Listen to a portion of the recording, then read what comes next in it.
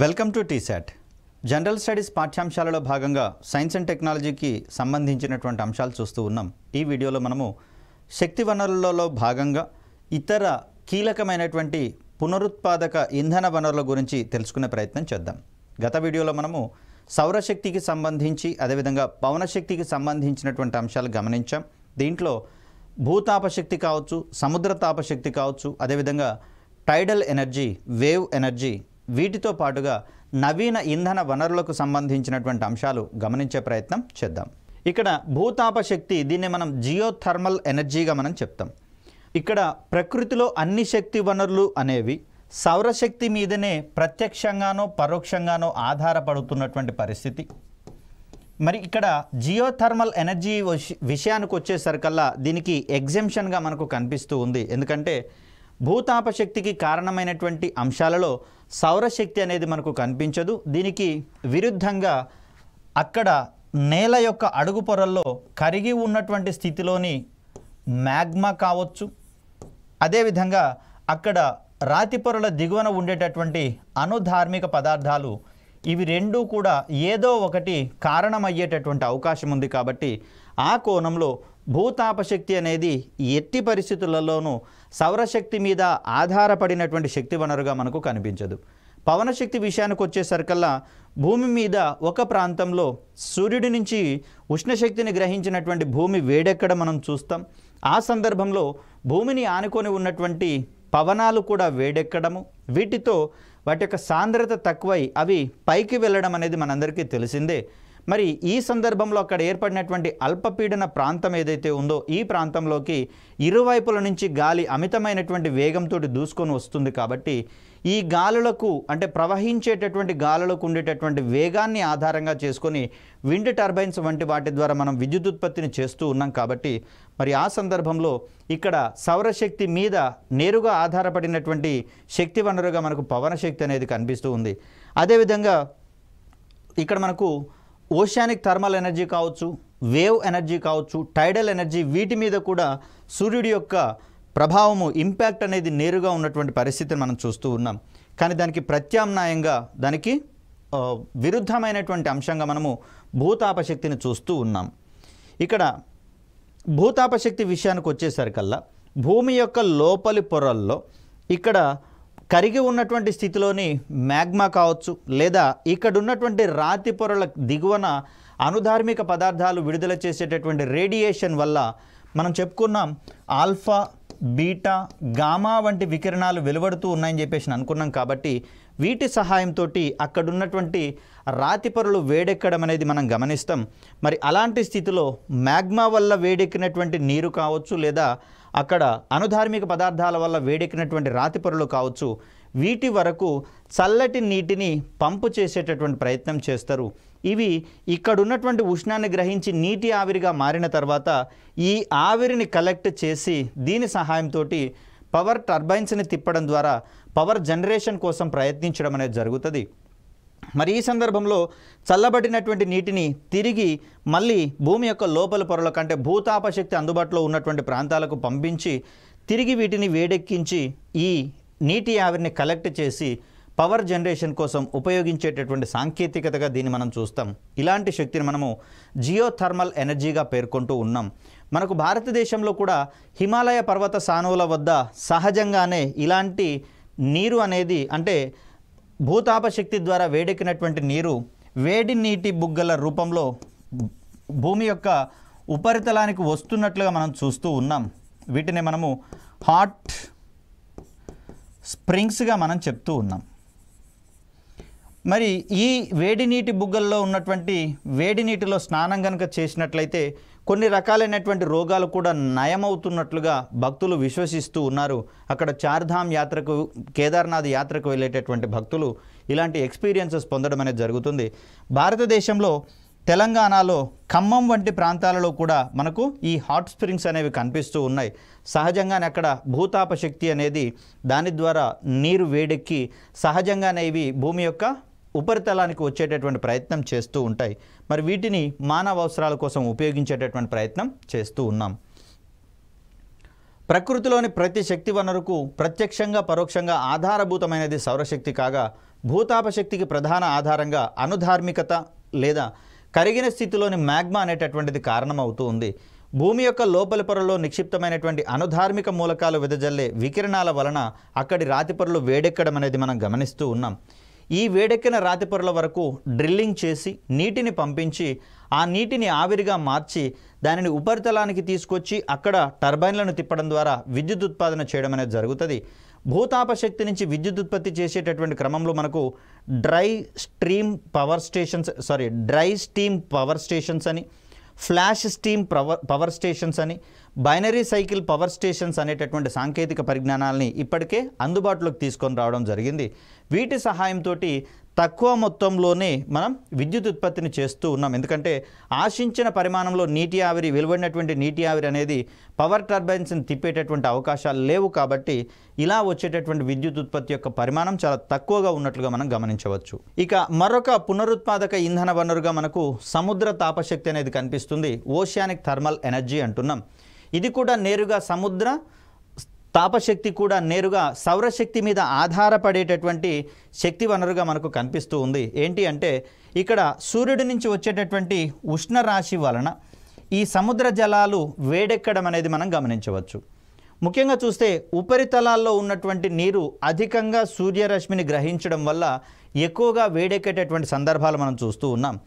ఇక్కడ సౌరశక్తి అనేది సముద్రపు నీటి యొక్క లోపలి పొరల్లో కనుక ప్రయాణించేటటువంటి క్రమంలో దాని యొక్క వెలుతురు మరియు వేడి అనేది మందగించేటటువంటి క్రమాన్ని మనం చూస్తాం. ఆ సందర్భంలో అధిక వేడిని గ్రహించినటువంటి ఉపరితల పొరలు అధికంగా వేడెక్కుతూ ఉండగా లోపలి పొరల్లోకి వెళ్ళేటటువంటి క్రమంలో ఈ సౌరశక్తి యొక్క పరిమాణం క్రమక్రమంగా తగ్గుతున్నటువంటి పరిస్థితులలో లోపలి పొరలు తక్కువ మొత్తంలో వేడెక్కడం అనేది మనం గమనిస్తూ ఉన్నాం. ఈ సందర్భంలో చూస్తే ఉపరితలం యొక్క నీరు అనేది అధికంగా వేడెక్కుతుంది.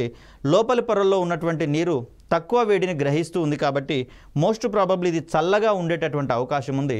కాబట్టి ఈ అధిక ఉష్ణోగ్రత వ్యత్యాసాలు ఉన్నటువంటి పరిస్థితుల్లో ఈ టెంపరేచర్ డిఫరెన్సెస్ ఆధారంగా మనము పవర్ జనరేట్ చేసేటటువంటి ప్రయత్నం చేస్తాం. తద్వారా స్వల్ప పరిమాణంలో ఉన్నటువంటి ఉష్ణోగ్రతలను కూడా గ్రహించి ఆవిరిగా మారగలిగేటటువంటి ద్రవ పదార్థాలను ఉపయోగించి ఆ ఆవిరికి ఉండేటటువంటి శక్తి ద్వారా టర్బైన్లను తిప్పడము, దానికి అనుసంధానమైనటువంటి జనరేటర్ ద్వారా విద్యుత్తును ఉత్పత్తి చేయడము, ఇలాంటి పరిస్థితులలో మనము ఈ సముద్ర తాపశక్తిని విద్యుత్ ఉత్పత్తికి ఉపయోగించేటటువంటి కోణాన్ని మనం చూడవచ్చు.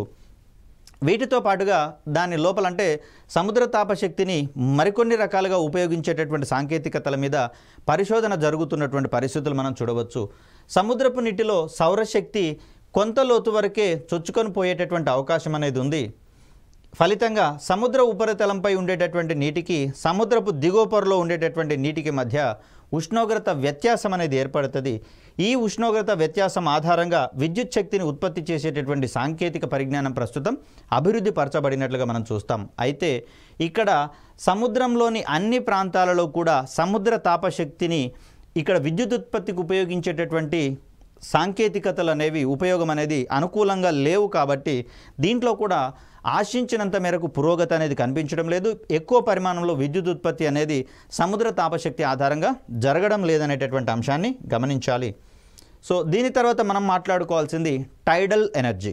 అంటే సముద్రంలో పోటు మరియు పాటు, వీటినే మనము హై టైడ్ మరియు లో టైడ్ అనేటటువంటి కాన్సెప్ట్లుగా మనం చెప్తాం. హై టైడ్, లో టైడ్. సో ఇలాంటి సందర్భాలలో సముద్రం యొక్క మట్టంలో అమాంతం మార్పులు వచ్చేటటువంటి అవకాశం ఉంది. ఈ సందర్భాలు సాధారణంగా పౌర్ణమి మరియు అమావాస్య రోజులలో గరిష్టంగా ఉండేటటువంటి అవకాశం ఉంది.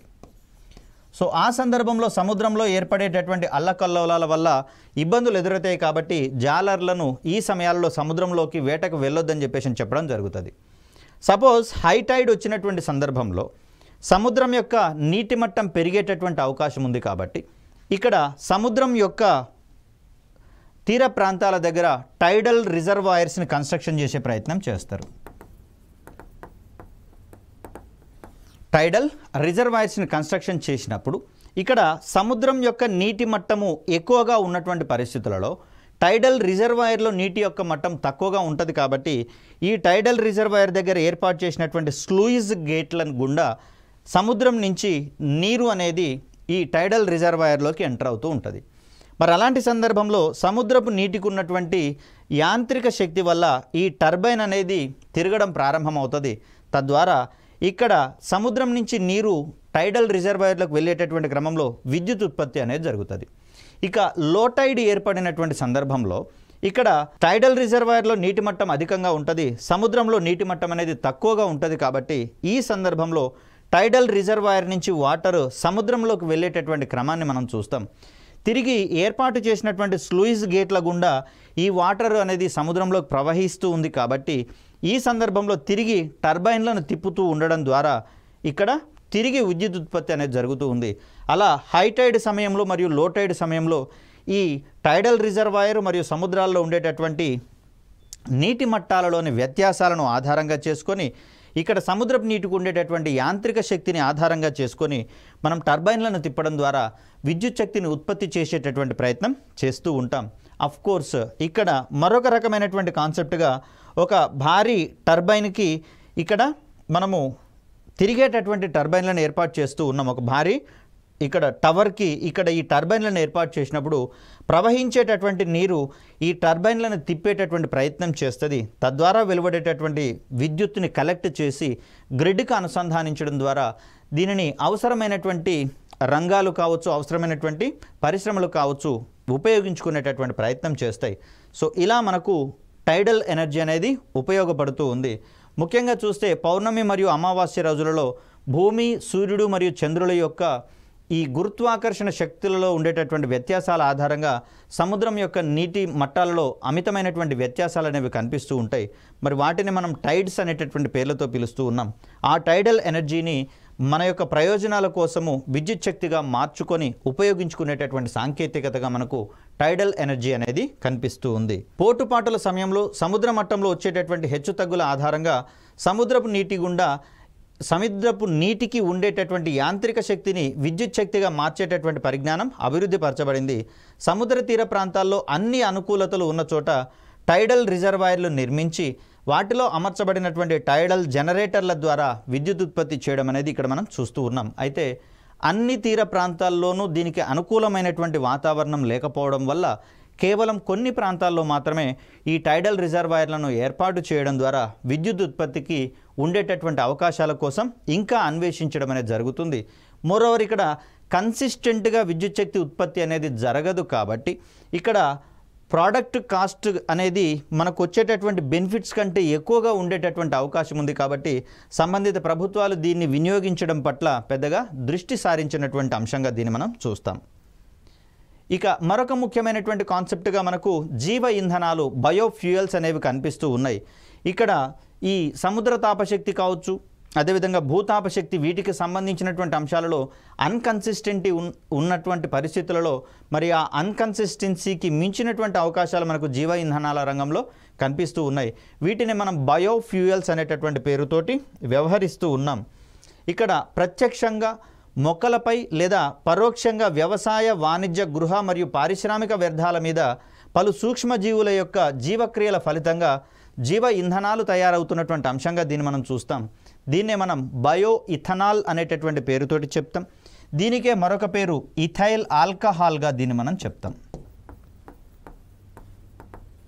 సో ఇది ఎలా ఏర్పడుతుంది అనేటటువంటి కోణంలో కొన్ని విషయాలు తెలుసుకునేటటువంటి ప్రయత్నం చేద్దాం. ఇక్కడ ముఖ్యంగా చూస్తే తీపిదనాన్ని కలిగి ఉండేటటువంటి పదార్థాల నుంచి మనకు బయో ఇథనాల్ అనేది ఉత్పత్తి చేయడం అనేది చూస్తాం. ముఖ్యంగా చూస్తే చెరుకు కావచ్చు, మొక్కజొన్న కావచ్చు, కొన్ని రకాలైనటువంటి చొప్ప గడ్డి వంటి వాటిలలో కావచ్చు, అదేవిధంగా గోధుమ చొప్పలో కూడా ఈ విధమైనటువంటి స్టార్చ్ అనేది ఉంటుంది. కాబట్టి ఈ స్టార్చ్ ఉన్నటువంటి మొక్కల రకాలన్నీ కూడా మనకు ఈ బయో ఇథనాల్ ఉత్పత్తిలో ఉపయోగపడేటటువంటి అంశంగా మనం చూస్తాం. ఇక్కడ చెరుకు మరియు మొక్కజొన్న వంటి మొక్కలలోని కార్బోహైడ్రేట్స్ నుంచి వెలువడేటటువంటి చక్కెర లేదా స్టార్చ్ను కిణ్వ ప్రక్రియకు లోను చేయడం ద్వారా, దీన్ని ఫెర్మెంటేషన్ ప్రాసెస్గా మనం చెప్తాం, దానికి గురి చేయడం ద్వారా మనకు బయో ఇథనాల్ అనేటటువంటిది తయారవుతూ ఉంది. ఇక్కడ పరిశుద్ధ స్థితిలో ఉన్నటువంటి బయో ఇథనాల్ను వాహనాలలో ఇంధనంగా ఉపయోగించేటటువంటి ప్రయత్నం చేస్తారు. కాబట్టి శిలాజ ఇంధనాలకు ప్రత్యామ్నాయంగా దీన్ని వాడుతున్నాం. కాబట్టి దీన్ని మనం ఒక రకంగా ప్రత్యామ్నాయ ఇంధన వనరుగా కూడా పేర్కొనేటటువంటి ప్రయత్నం చేస్తాం. అయితే పరిశుద్ధ స్థితిలో ఉన్నటువంటి బయో ఇథనాల్ని వాడుతున్నాం, కానీ పూర్తిగా బయో ఇథనాల్ని వాడేటటువంటి వాహన సాంకేతికతలను ఇప్పటివరకు మనము డిజైన్ చేయడం జరగలేదు. కాబట్టి దీంట్లో భాగంగా E10 అంటే ఇథనాల్ అనేది 10% ఉన్నటువంటి ఈ ఇంధన రకంగా, అదేవిధంగా E20 వంటి రకాలను మనం ప్రస్తుతం వాడేటటువంటి ప్రయత్నం చేస్తూ ఉన్నాం. E10 అనేది కనుక మనం గమనిస్తే E10 అనేది గ్యాసోలిన్ లేదా పెట్రోల్ అంటాం. దీన్ని మనము గ్యాసోలిన్ లేదా పెట్రోల్, ఇది మనకు 90% ఉంటుంది E10 వేరియంట్లో. అదేవిధంగా 10% మనకు ఈ బయో ఇథనాల్ అనేది కలపడం జరుగుతుంది. దీన్నే మనము బ్లెండింగ్ పెట్రోల్ అనేటటువంటి పేరుతోటి చెప్తాం. ప్రస్తుతం మనం వాడుతున్నది అంతా కూడా బ్లెండింగ్ పెట్రోల్గా మనం చెప్తాం. ఇక్కడ E10 నుంచి ఇటీవలనే భారత్ E20ని పూర్తి చేయాలని చెప్పేసి సంకల్పించుకోవడం జరిగింది. సో ప్రస్తుతం మనం వాడుతున్నటువంటి పెట్రోల్ ఒక రకంగా కల్తీ పెట్రోల్గానే చెప్పుకోవచ్చు. కాకపోతే అది మనకు బయోఫ్యూయల్గా ఉపయోగపడుతుంది. కాబట్టి ఈ సందర్భంలో దాన్ని మనము నెగటివ్ కోణంలో కాకుండా పాజిటివ్ కోణంలో అర్థం చేసుకోవాల్సి వస్తుంది. సో దీంట్లో గ్యాసోలిన్ విషయానికి వచ్చేసరికల్లా 80% అనేది ఉంటుంది, ప్లస్ దీనికి 20% బయో ఇథనాల్ని కలిపేటటువంటి ప్రయత్నం చేస్తారు, బ్లెండ్ చేసేటటువంటి ప్రయత్నం చేస్తారు. అలా ప్రస్తుతం మనం వాడేటటువంటి వాహనాల్లో 20% బయో ఇథనాల్ అనేది మనకు కనిపిస్తూ ఉంది. ఈ రకమైనటువంటి బ్లెండెడ్ పెట్రోల్ని మనము గ్యాసోహాల్ అనేటటువంటి పేరుతోటి పిలుస్తాం. అలా మనకు పరిశుద్ధ స్థితిలో ఉన్నటువంటి బయో ఇథనాల్నే వాడతాం, కానీ 100% బయో ఇథనాల్ని మనము వాహనాలలో వాడటం లేదు. ఎందుకంటే అంతటి సాంకేతికత ఇంకా మన దగ్గర అభివృద్ధి చెందించడం జరగలేదు. ఇక్కడ మనకు బ్రెజిల్లో ఇలాంటి ప్రయత్నం జరుగుతున్నట్లుగా మనకు తెలుస్తూ ఉంది. ఏది 100% E100 బయోఫ్యూయల్ని వాడి వాహనాలను నడిపించేటటువంటి సాంకేతికత కోసం. అదేవిధంగా ఈ కోణంలో USAలో కూడా కన్సిస్టెంట్గా కంట్రిబ్యూషన్స్ అనేవి నిర్వహించబడుతూ ఉన్నాయి. ఇక్కడ గ్యాసోహాల్ అనేటటువంటి దాన్ని మనం బయో ఇథనాల్ ప్లస్ గ్యాసోలిన్ యొక్క కాంబినేషన్గా మనం చెప్తాం. బయో ఇథనాల్ వినియోగంలో అమెరికా, బ్రెజిల్ ముందున్నట్లుగా చూస్తాం. ప్రస్తుతం మనం E20 గ్యాసోహాల్ వరకు చేరుకోవడం అనేది జరిగింది. మరి E10 నుంచి E20 గ్యాసోహాల్ వరకు మారేటటువంటి క్రమంలో వాహనాల యొక్క సాంకేతికతలను మార్చాల్సి వస్తుంది. ఇలా పర్సంటేజ్ పెరిగినటువంటి క్రమంలో వాహనాల యొక్క సాంకేతికతలను మార్చడం వల్ల వాహనాల యొక్క తయారీదారులకు, అదేవిధంగా వాహనాల వినియోగదారులకు కూడా ఆర్థికంగా భారమవుతున్నటువంటి పరిస్థితులు. కాబట్టి ప్రభుత్వము కొన్ని రకాలైనటువంటి ప్రోత్సాహకాలను అందించడం ద్వారా ఈ E10 మరియు E20 గ్యాసోహాల్, అదేవిధంగా మరికొన్ని వేరియంట్స్ మీద దృష్టి సారించినటువంటి అంశాన్ని ఇక్కడ మనం గమనించాలి. నెక్స్ట్ చూస్తే మనకు బయో ఇంధనాలు లేదా జీవ ఇంధనాలలో బయోడీజిల్ అనేది మనకు కనిపిస్తూ ఉంది.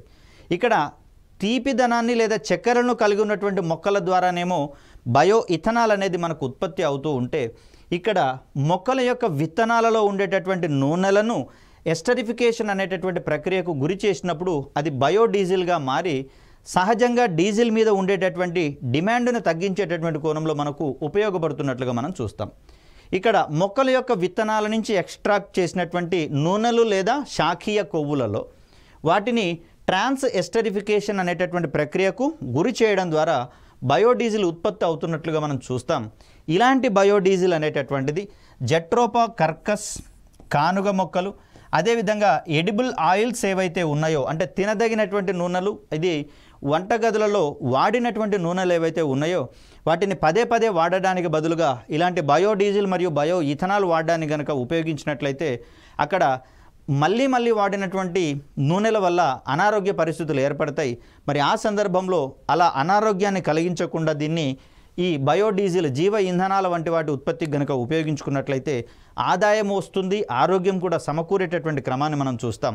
అదేవిధంగా జంతువుల యొక్క కొవ్వును కూడా మనం బయోడీజిల్ ఉత్పత్తిలో ఉపయోగిస్తూ ఉన్నాం. పామాయిల్ కావచ్చు, సోయా, పొద్దుతిరుగుడు, ఆల్గే మరియు పొంగామియా పిన్నాటా వంటి మొక్కల యొక్క విత్తనాల నుంచి ఆయిల్ కలెక్ట్ చేసి వాటి నుంచి మనం ట్రాన్స్ ఎస్టరిఫికేషన్ ప్రక్రియ ద్వారా బయోడీజిల్ని ఉత్పత్తి చేసేటటువంటి ప్రయత్నం చేస్తూ ఉన్నాం. ఇక్కడ బయోగ్యాస్ విషయానికి వచ్చేసరికల్లా గృహాలలో కావచ్చు, పరిశ్రమల్లో కావచ్చు, వ్యవసాయ సంబంధమైనటువంటి వ్యర్థాలను కావచ్చు, వీటన్నిటి ద్వారా మనం బయోగ్యాస్ను ఉత్పత్తి చేయగలిగేటటువంటి అవకాశం అనేది ఉంది.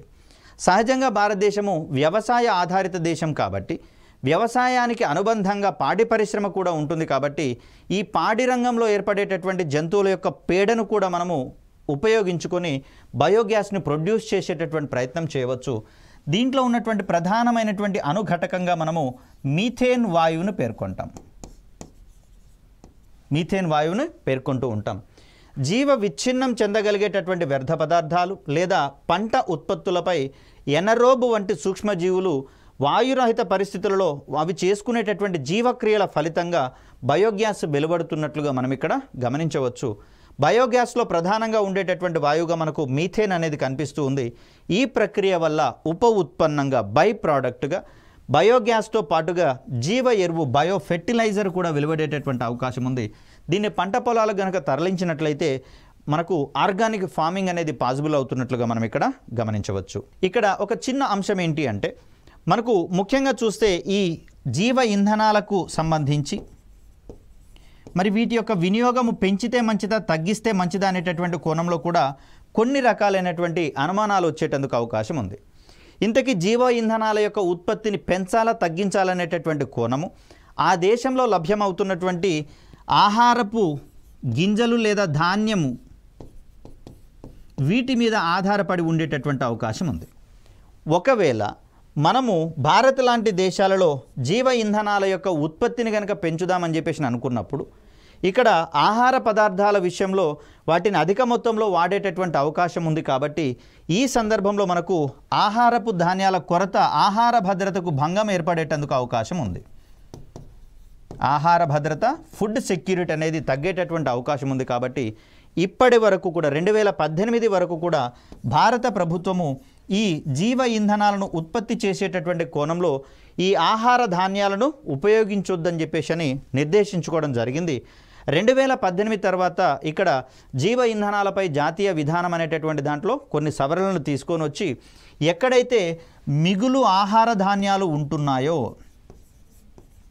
ఆ మిగులు ఆహార ధాన్యాలను మనము జీవ ఇంధనాల ఉత్పత్తికి ఉపయోగించుకోవచ్చు అనేటటువంటి కోణంలో అవసరమైనటువంటి మార్గనిర్దేశకాలను విడుదల చేయడం అనేది జరిగింది.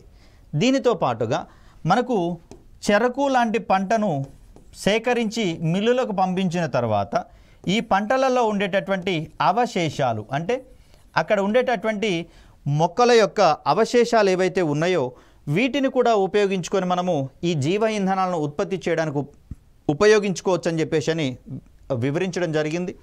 సో పంట అవశేషాల ద్వారా ఉత్పత్తి అయ్యేటటువంటి ఈ అవశేషాలు ఏవైతే ఉన్నాయో వీటిని మనము 2G అంటే సెకండ్ జనరేషన్ బయోఫ్యూయల్స్గా మనం పేర్కొంటూ ఉంటాం. ఇక సముద్రపు నాచుకు సంబంధించి చూస్తే ఆల్గే అని చెప్పేసి అంటాం. సముద్రాల్లో ఉండేటటువంటి ఆల్గే వీటి నుంచి సహజ సిద్ధంగానే మనకు బయోగ్యాస్ వెలువడడం అనేది జరుగుతుంది. మరి వీటిని గనక వాడినట్లయితే వీటిని మనము ఆధునిక జీవ ఇంధనాలుగా మనం పేర్కొంటాం. మోడర్న్ జీవ ఇంధనాలుగా వీటిని మనం కన్సిడర్ చేస్తాం. ఈ మోడర్న్ జీవ ఇంధనాల తర్వాత ప్రస్తుతము పట్టణాలలో ఘన వ్యర్థాలు ఏర్పడుతున్నటువంటి పరిస్థితుల్లో ఈ ఘన వ్యర్థాల నుంచి కూడా మనకు బయోగ్యాస్ లాంటి వాటిని ఉత్పత్తి చేయాలని చెప్పేసి నిర్దేశించుకోవడం జరిగింది. ఒకవేళ ఇలాంటి జీవ ఇంధనాలు ఈ రంగంలో మనం స్వయం సమృద్ధిని గనక సాధించినట్లయితే అంటే భారతీయ అవసరాలకు అవసరమైనటువంటి జీవ ఇంధనాలను స్వదేశీయంగా ఉత్పత్తి చేసుకుంటూ ఇంకా మిగులును గనక సాధించినట్లయితే అవసరమైనటువంటి మేరకు మిత్ర దేశాలకు వీటిని ఎగుమతి చేసుకోవచ్చు అనేటటువంటి సవరణను మనకు 2018 జీవ ఇంధనాలపై జాతీయ విధానంలో ఒక వెసులుబాటును తీసుకొని రావడం అనేది జరిగింది. అంతేకాకుండా జీవ ఇంధనాలకు సంబంధించినటువంటి ప్రొడక్షన్ యూనిట్స్ ఏవైతే ఉన్నాయో వీటిని గ్రామీణ ప్రాంతాల్లో ఏర్పాటు చేయడం ద్వారా అక్కడ ఉన్నటువంటి ప్రజానీకానికి ఉపాధిని కూడా కల్పించేటటువంటి అవకాశాన్ని కల్పించడం జరుగుతుంది.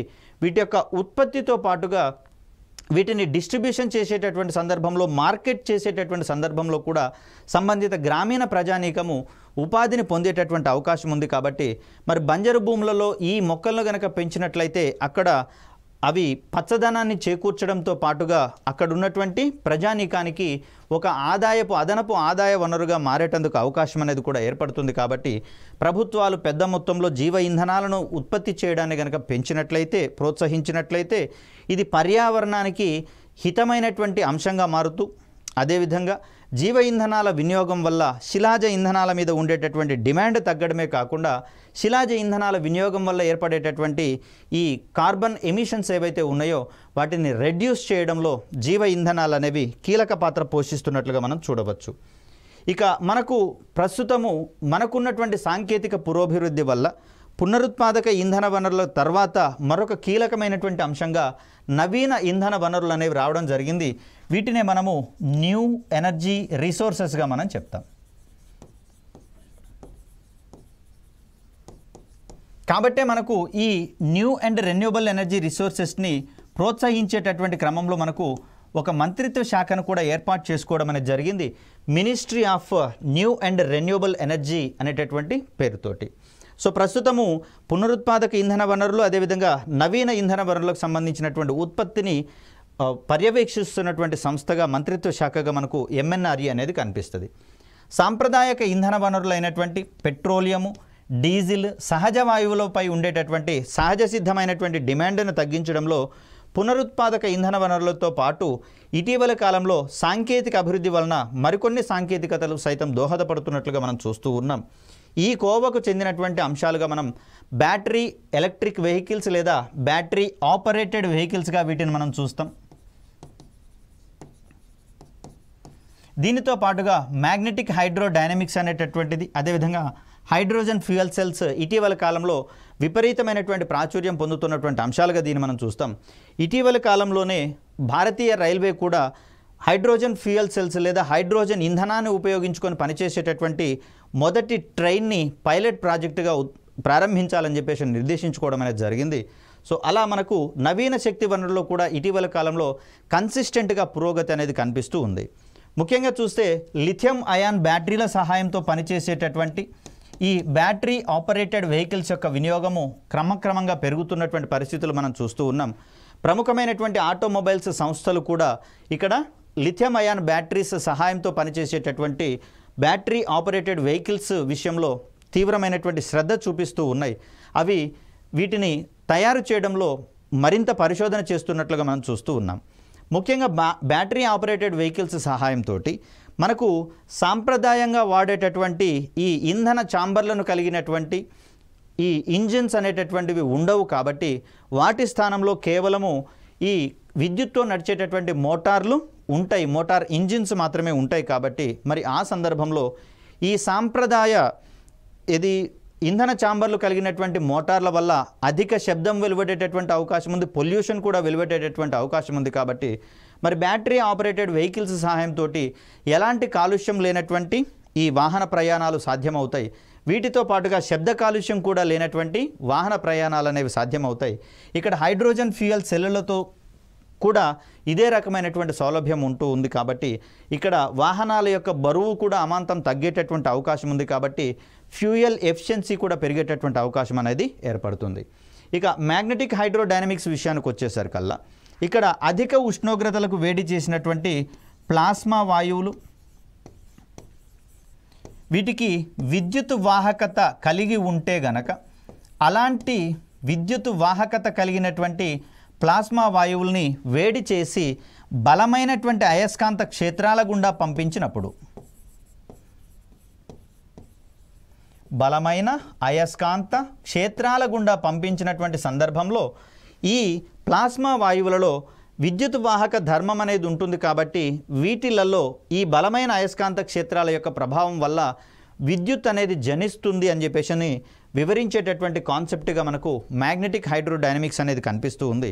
మనం ప్రస్తుతం వాడుతున్నటువంటి న్యూక్లియర్ రియాక్టర్లు ఏవైతే ఉన్నాయో, అణు రియాక్టర్లు ఏవైతే ఉన్నాయో, ఈ అణు రియాక్టర్లకు అనుబంధంగా వీటిని గనక ఏర్పాటు చేసినట్లయితే న్యూక్లియర్ రియాక్టర్లలో వెలువడేటటువంటి ఉష్ణం ఏదైతే ఉందో ఈ ఉష్ణాన్ని ప్లాస్మా వాయువులకు గనక అందించినట్లయితే వాటిని ఈజీగా మనం 5000 నుంచి 6000 డిగ్రీల సెంటీగ్రేడ్ ఉష్ణోగ్రతకు వేడి చేసేటటువంటి అవకాశం ఉంది. ఇలాంటి వాయువుల్ని మనం బలమైన అయస్కాంత క్షేత్రాల గుండా పంపించినటువంటి సందర్భంలో ఆ వాయువులలో విద్యుత్ అనేది ఉత్పత్తి కావడం అనేది జరుగుతుంది. తద్వారా మెరుగైనటువంటి పర్యావరణ హితమైనటువంటి ఎలాంటి కర్బన ఉద్గారాలను వెలువరించినటువంటి విద్యుత్ ఉత్పత్తి అనేది పాసిబుల్ అవుతుంది. కాబట్టే ఈ కోణంలో ఇటీవలి కాలంలో హైడ్రోజన్ అనేటటువంటి ఇంధనాన్ని ఉత్పత్తి చేసేటటువంటి క్రమంలో గ్రీన్ హైడ్రోజన్ అనేటటువంటి కాన్సెప్ట్ వెలుగులోకి రావడం అనేది జరిగింది. అంటే హైడ్రోజన్ని నీటి యొక్క విద్యుత్ విశ్లేషణ ప్రక్రియ ద్వారా ఉత్పత్తి చేసే క్రమంలో అక్కడ నీటిని విద్యుత్ విశ్లేషణకి గురి చేసేటటువంటి సందర్భంలో ఉపయోగించే విద్యుత్తుని పర్యావరణ హితమైనటువంటి పద్ధతిలో కనుక ప్రొడ్యూస్ చేస్తే అలా ఏర్పడేటటువంటి హైడ్రోజన్ మనము గ్రీన్ హైడ్రోజన్గా పరిగణిస్తూ ఉన్నాం. అదేవిధంగా గ్రీన్ అమ్మోనియా. సో ఇలాంటి కాన్సెప్ట్స్ ఈ మధ్య కాలంలో వెలుగులోకి రావడం అనేది జరుగుతుంది. కాబట్టి ఇక్కడ ఉపయోగించేటటువంటి విద్యుత్ యొక్క సోర్స్ని ఆధారంగా చేసుకొని దానికి గ్రీన్ అనేటటువంటి ఒక ట్యాగ్ లైన్ అందించడం అనేది జరుగుతుంది. తద్వారా హైడ్రోజన్ని ఉపయోగించినా ఎలాంటి కర్బన ఉద్గారాలు అనేవి రిలీజ్ అవ్వవు వాతావరణంలోకి. మరి హైడ్రోజన్ ఉత్పత్తి చేసేటటువంటి సందర్భంలో వినియోగించేటటువంటి ఎలక్ట్రిసిటీ ఏదైతే ఉందో ఈ విద్యుత్తుని శిలాజ ఇంధనాల ఆధారంగా తయారైనటువంటి విద్యుత్తుని కాకుండా పునరుత్పాదక ఇంధన వనరుల ఆధారంగా తయారైనటువంటి ఎలక్ట్రిసిటీని కనుక వాడితే దానికే మనం గ్రీన్ హైడ్రోజన్ అనేటటువంటి పేరు పెడుతున్నాం. కాబట్టి ఇక్కడ ఉపయోగించేటటువంటి విద్యుత్ ఉత్పత్తిలోనూ ఎలాంటి కర్బన ఉద్గారాలు ఉండవు. కాబట్టి వాటిని మనము గ్రీన్ హైడ్రోజన్ మరియు గ్రీన్ అమ్మోనియా అనేటటువంటి కాన్సెప్ట్లుగా మనం చూస్తూ ఉన్నాం. ఇలా అవసరాలు విస్తృతమవుతున్న కొద్దీ శక్తి వనరుల మీద డిమాండ్ కూడా పెరుగుతున్నటువంటి పరిస్థితుల్లో మరికొన్ని నూతనమైనటువంటి సాంకేతికతలు రావాల్సినటువంటి అవసరం ఉంది. తద్వారా భవిష్యత్ తరాలకు అవసరమైనటువంటి శక్తి భద్రతను కూడా అందించేటటువంటి క్రమాన్ని మనం చూస్తాం. అదేవిధంగా సురక్షితమైనటువంటి పర్యావరణాన్ని కూడా వారికి అందించేటటువంటి క్రమంలో మన యొక్క అవసరాలు కూడా తీర్చుకునేటటువంటి అవకాశాలు అనేవి మన ముందు ఉన్నాయి. కాబట్టి ఈ దిశలో మానవ సమాజాలు కావచ్చు, ప్రభుత్వాలు కావచ్చు, తమ వంతు ప్రయత్నంగా ముందుకు కలిసి నడిస్తేనే ఈ బృహత్తరమైనటువంటి బాధ్యతను మనం నెరవేర్చేటటువంటి అవకాశం ఉంది. ఈ కోణంలో మిగిలినటువంటి పాఠ్యాంశాలను రాబోయే వీడియోలో తెలుసుకునేటటువంటి ప్రయత్నం చేద్దాం. అప్పటి వరకు సెలవు. ధన్యవాదాలు.